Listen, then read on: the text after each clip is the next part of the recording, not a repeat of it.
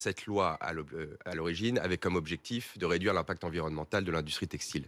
L'objectif de cette loi est louable. L'industrie textile, aujourd'hui, est une des industries les plus polluantes, avec 10% des émissions de gaz à effet de serre l'année dernière. On se retrouve aujourd'hui avec une loi qui cible uniquement des acteurs non français et non européens.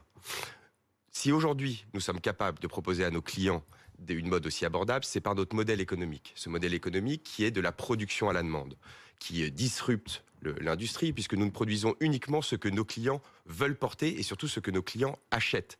Ce qui permet de réduire tout ce qu'on appelle le gaspillage pré-consommation. Vous fabriquez à la demande. Exactement. Chacune de nos références est produite en petite quantité, entre 100 et 200 exemplaires. Si la demande est là, nous activons nos fournisseurs et nous répondons à la demande sensiblement à l'article près. Et ça, ce n'est pas pris en compte. Ce modèle qui est novateur, qui n'existe pas, qui va à l'opposé des traditions de l'industrie textile, nous n'avons que très peu de stock, que très peu d'invendus, n'est pas pris en compte dans cette proposition de loi. Alors une proposition de loi pour limiter l'industrie textile, oui, à condition que l'effort soit collectif. Mais Quentin Ruffard, vous le dites, ça ne vise au fond que les marques qui sont non françaises et non européennes. J'ai envie de vous dire, c'est l'objectif. C'est-à-dire, c'est celles qui prennent l'avion, c'est les t-shirts qui prennent l'avion. C'est amusant parce que tous les acteurs de l'industrie textile voulaient de cette loi sans en être. Le problème avec la morale, c'est que c'est toujours celle des autres.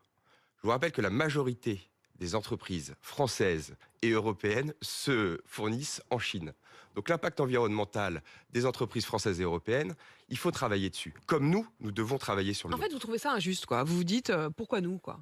Je trouve ça assez étonnant qu'une loi qui vise à réduire l'impact environnemental de l'industrie textile ne cible qu'une enseigne qui s'appelle Shein, qui selon l'IFM, l'Institut français de la mode, représente 7% des ventes de vêtements en France. On est le 5e vendeur de vêtements en France en termes de volume, toujours selon l'IFM.